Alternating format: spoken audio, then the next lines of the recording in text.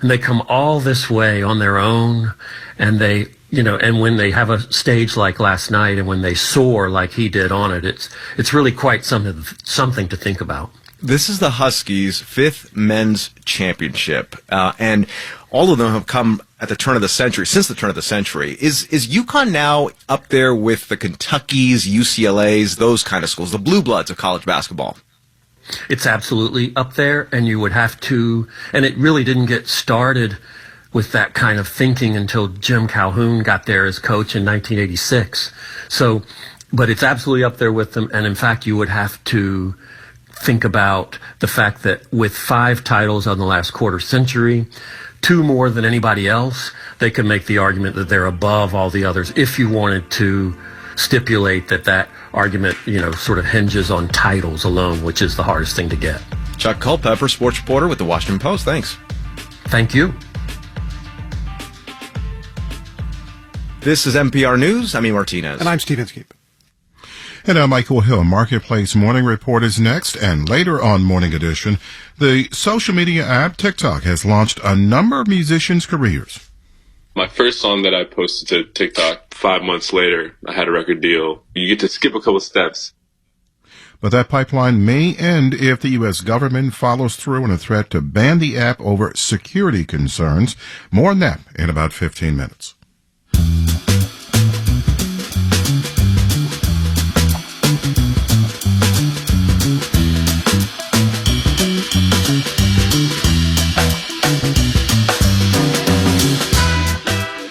49 and clear. We'll see that sun in just a few minutes. Mostly sunny today and a high of 71 with a chance of drizzle or light rain overnight in 54.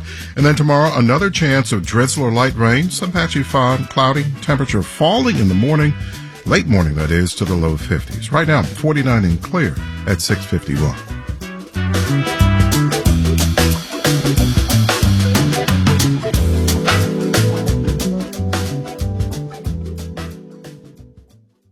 Support for WNYC comes from the Museum of Arts and Design, now on view, Generation Paper, a fashion phenom of the 1960s, featuring garments from mini dresses to string bikinis, designed to promote innovations in paper materials. Tickets at madmuseum.org. The space race among billionaires and their companies is getting a little less crowded. Marketplace Morning Report is supported by Palo Alto Networks. Palo Alto Networks delivers what's next in cybersecurity innovation to protect today's digital way of life. Learn more at paloaltonetworks.com. I'm David Brancaccio in New York. Virgin Orbit has filed for bankruptcy. The company owned by Richard Branson was trying to launch satellites in a cool way, but there's been a series of failures, including a doomed mission in January. Marketplace's Nova Safo is here with more. Yeah, Virgin Orbit says it's been unable to raise enough new capital, David, to continue to operate after a failed rocket launch in January. It's still hoping that the technology it developed will find a buyer, though. And the premise for its technology is that it allows rockets carrying satellites to be launched from anywhere you can operate a major airliner. The company figured out how to use a modified Boeing 747 jumbo plane with a rocket launcher attached to it. So the plane can take off from pretty much anywhere there's a major airport, right? Fly high up and launch the rocket. The company says it successfully launched 33 satellites into orbit this way. Yeah, but it wasn't any match for the company's competition. Yeah, so Virgin Orbit uses relatively small rockets because, of course, they're connected to a plane. Elon Musk's SpaceX uses a much bigger delivery rocket, and it's reusable. And apparently that has been more attractive to customers.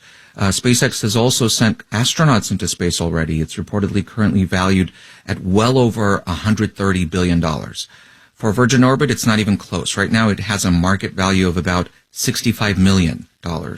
But it's important to note, David, that Virgin Orbit is only rockets and satellites. There's a separate Virgin Galactic, which is focused on taking people into space. They are still operating, and they currently have a market value of about $1 billion. All right, thank you. Markets, Dow futures are up 0.2%, S&P futures up 0.4%, NASDAQ futures are up 0.6%. Crude oil is up another 0.9% to $81 a barrel after OPEC's surprise cut in production to goose prices on Sunday night. The CEO of Disney has sharply criticized Governor Ron DeSantis, who's been punishing the entertainment conglomerate for objecting to the Florida law dubbed Don't Say Gay. DeSantis has been working with Florida legislators to limit Disney's special tax and land use status in a state where Disney, with its theme parks, employs 75,000 people there.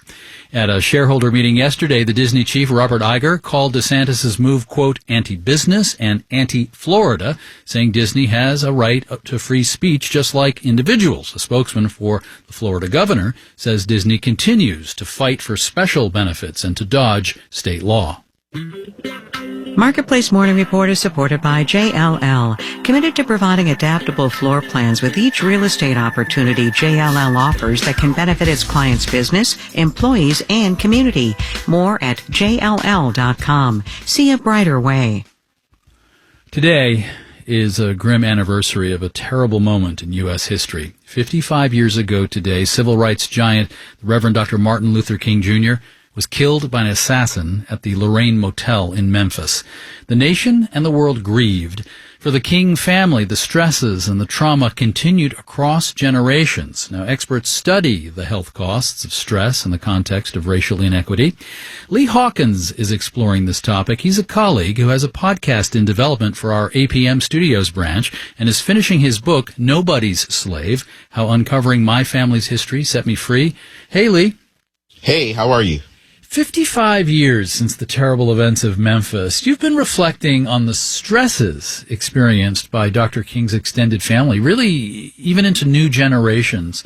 Trauma preceded the assassination and new traumas followed for family members. It just goes on. Yes, and the fact that Dr. King's brother drowned just a few years after his assassination, and then his mother was also assassinated while she was playing the organ at church in Ebenezer Baptist Church. And at the time, the King kids, were just children. And so to lose Dr. King, their uncle, and also their beloved grandmother really was something that put a lot of stress on the kids from a young age. And as a result of that, there were a lot of health implications. Yeah, I mean, post-traumatic stress, the word stress is in there, but it's really trauma that is the most evocative word in that phrase. I think so. And as you're seeing, racism is now being deemed a public health crisis. The effects of accelerated aging are being studied in the context of racism by experts all over the country. And I thought that it was important to interview the King family about the impacts of that and the fact that so many people died early as a result of heart attacks. Dr. King's daughter, Yolanda, died at age 51. His brother, A.D., had 5 kids. 3 of them died of heart attacks, including one that died at age 20. When that happened, there were many other King family members who went in to get tested, and they found out that many of them had heart complications. And now it could be genetic as well, because Dr. Martin Luther King, when they did the autopsy on him, it turned out that he had a heart of a 60-year-old, and he was only 39 years old. And so it raises serious questions about the impact of racism. And this research that's actually going on in this field, I think you did a podcast with experts pulled together by the famed Mayo Clinic. I think overarching theme was racial health equity, but you heard biological evidence that trauma, post-traumatic stress, and other stresses can age people more quickly.